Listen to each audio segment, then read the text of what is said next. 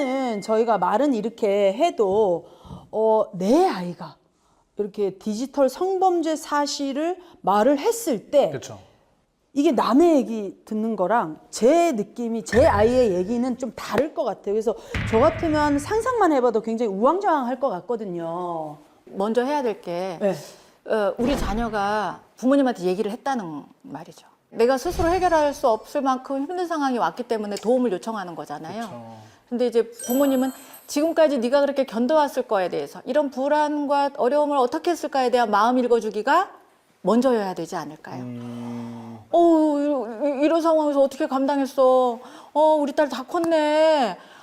세상에 기가 막혀라. 너한테 이렇게 대한 사람이 있단 말이야? 말도 안 돼. 그래서 얼마나 너 혼자 불안했니? 그래서 일단 감정 읽어주기를 먼저 공감해야죠. 하고 이미 일어난 상황이기 때문에 거기에 대한 책임 부분은 나는 부모의 역할도 있다고 봐. 그래서 내가 할 수 있는 역할들 열심히 찾아볼게. 제일 먼저 어디 가면 도움받을 수 있는 것부터 확인하고 알아볼게. 학교에다 혹시 연락해도 되겠니? 하고 물어봐야죠.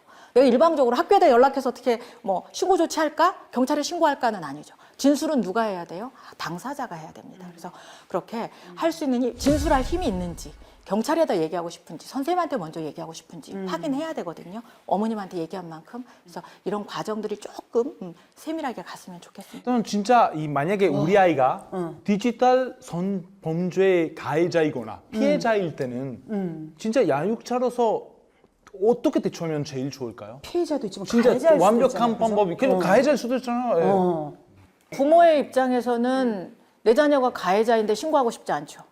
호기심에서, 궁금해서, 사춘기라서 그런 거지 악의적인 마음으로 고의적으로 의도해서 한 건 아니에요. 라고 믿고 싶은 게 이제 부모의 마음입니다. 그렇다 보니까 사실 이제 가해자일 때는 지원을 받고 싶은데 성폭력 피해 상담소, 디지털 성범죄 피해자 지원센터는 있는데 가해자를 지원해 주는 곳은 그러니까요. 없죠. 그렇다 보니까 뭐 신고 절차가 가면 그 법적인 거에 대해서 죗값은 충분하게 처벌에 대해서 인정하고 가해적인 행동을 했지만 거기에 대한 힘든 것들을 어떻게 같이 부모로서 견뎌주지? 이 부분이 이제 어려울 수 있거든요. 그래서 상황을 보는 건 중요한 것 같아요. 가해적 행위가 왜 일어났는지, 우리 자녀가 성에 대한 이해가 부족한지, 아니면은 디지털이나 이런 데서 나오는 왜곡된 성문화들을 많이 익히면서 거기에 대한 왜곡된 관점들이나 통념을 갖고 있는 건 아닌지.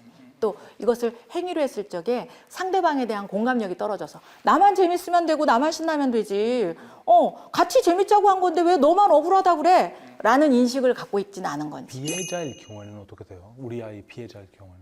원스텝이라는 이름으로 정말 시스템화 되어 있고요. 특히 네. 이제 디지털 성범죄 관련해서도 그 N번방 이후에 네. 많이 강화가 되긴 했습니다. 네. 그래서 여성가족부는 이제 2018년도 4월 30일에 네. 디지털 성범죄 피해자 지원 센터를 열었거든요. 그래서 365일 24시간 피해자 상담을 하고 있어요. 그리고 불법 촬영에 대한 모니터링, 또 제일 중요한 게 이제 피해 촬영물 삭제인 거죠. 그래서 거기에 대한 수사 지원, 법률, 의료 지원도 연계해서 함께 하고 있습니다.